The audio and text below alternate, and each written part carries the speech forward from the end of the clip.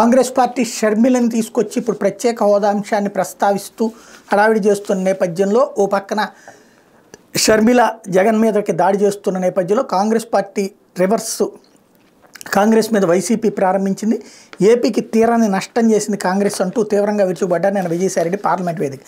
Congress party స్వార్థ రాజకీయ ప్రయోజనాల కోసం పార్లమెంటరీ సంప్రదాయాలను సైతం తొంగలో తొక్కి అశాస్త్రీయంగా ఉమ్మడి ఆంధ్రప్రదేశ్ని విభజించి ఏపీకి తీరం నష్టం చేసిన వైఎస్ఆర్సీపీ పార్లమెంటరీ పార్టీ నేత ఎంపీ విజయసాయిరెడ్డి ధ్వజమెత్తారు. రాష్ట్ర ప్రజలు కాంగ్రెస్ని ఎన్నటికీ క్షమించరన్నారు. పార్లమెంట్లో రాష్ట్రపతి ప్రసంగానికి ధన్యవాదాలు తెలిపే తీర్మానంపై సోమవారం రాజ్యసభలో జరిగిన చర్చలో విజయసాయిరెడ్డి మాట్లాడారు. వైఎస్ఆర్సీపీ పార్టీ అధినేత ముఖ్యమంత్రి వైఎస్ జగన్మోహన్ రెడ్డి తరపున రాష్ట్రపతికి ధన్యవాదాలు తెలుపుతున్నట్టు ప్రకటిస్తూ ఆయన ప్రసంగాన్ని ప్రారంభించారు. ఏపీ కాంగ్రెస్ని విలన్గా అభివర్ణించారు. రాష్ట్రం ప్రత్యేక హోదా పొందలేకపోవడానికి కాంగ్రెస్ పార్టీ చేసిన ఘోర నేరమే కారణమన్నారు.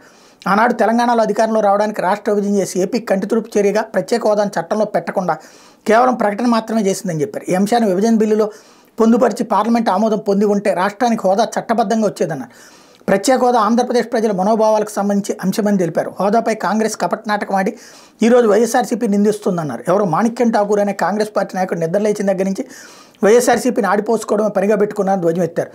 రాజకీయ యవనికపై కుటుంబ సమస్యలు తీసుకురావద్దని కాంగ్రెస్కి హితవు పలికారు. రాజకీయాల్లో కుటుంబ సభ్యులను లాగడం సరైన చర్య కాదని చెప్పారు. కాంగ్రెస్ పార్టీ దుష్పరిపాలనకు అతిపెద్ద బాధిత రాష్ట్రం ఆంధ్రప్రదేశ్ అని తెలిపారు. హేతుబద్ధత లేకుండా రాష్ట్రాన్ని విభజించి రాష్ట్ర ఆర్థిక సామాజిక వ్యవస్థను కోలుకోలేని దెబ్బతీసిందని ఆవేదన వ్యక్తం చేశారు. 2004 ఎన్నికల మేనిఫెస్టోలో తెలంగాణ రాష్ట్రం ఇస్తామని ప్రకటించి 10 ఏళ్ల తర్వాత 2014 సార్వత్రిక ఎన్నికల నోటిఫికేషన్కి 10 రోజుల ముందు అడ్డదారిలో విభజనకు పూనుకుందని 2 రాష్ట్రాల ప్రయోజనాలు నాశనం చేసిందని చెప్పారు.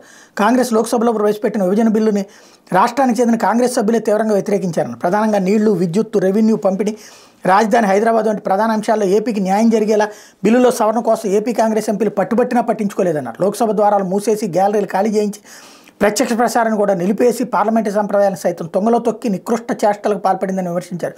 ఈ బిల్లుతో ఏపీకి తీవ్ర అన్యాయం జరుగుతుందని రాష్ట్రానికి ప్రత్యేక హోదా ఇవ్వాలని రాజ్యసభలో సైతం సభ్యులు గట్టిగా పట్టుబట్టారని తెలిపారు. నాటి ప్రధాని మన్మోహన్ సింగ్ ఏపీకి 5 ఏళ్లు ప్రత్యేక హోదా కల్పిస్తున్నట్టు రాజ్యసభలో ప్రకటించినప్పటికీ ఆయన హామీని చట్టబద్ధం చేసేలా బిల్లులో సవరణలు చేయలేదన్నారు. విభజన చట్టాన్ని రాష్ట్రపతి ఆమోదించిన తర్వాత అది అమల్లోకి రావడానికి 3 నెలలు ఉన్నప్పటికీ మంత్రివర్గంలో తీర్మానం చేయలేదని చెప్పారు. ఇంత ద్రోహం చేసిన కాంగ్రెస్ని పార్టీని ఆంధ్రప్రదేశ్ ప్రజలు ఎన్నటికీ నమ్మరని, అందుకే 2019 ఎన్నికల్లో రాష్ట్రంలో నోటాకు వచ్చిన ఓట్లు కూడా రాలేదని అన్నారు. 2014 నుంచి కాంగ్రెస్ పతనం మొదలైందని, 2029 నాటికి భారత్కి కాంగ్రెస్ నుంచి పూర్తిగా విముక్తి లభిస్తుందని విజయసాయిరెడ్డి స్పష్టం చేశారు.